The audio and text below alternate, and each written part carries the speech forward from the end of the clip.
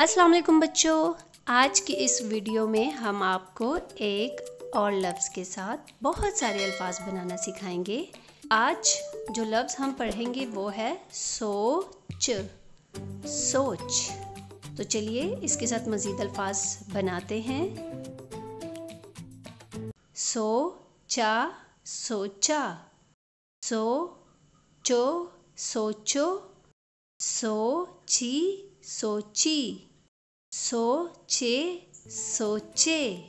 तो बच्चों यहाँ आपने सीखा सोचा, सोचो, सोची, सोचे। सोचना, सोचना, सोचनी, सोचनी, सोचने, सोचने। तो बच्चों यहाँ आपने सीखा सोचना, सोचनी, सोचने। तो चलिए कुछ मज़ीद अल्फाज देखते हैं। सोचता, सोचता, सोचती, सोचती, सोचते, सोचते। तो बच्चों यहाँ आपने सीखा सोचता, सोचती, सोचते।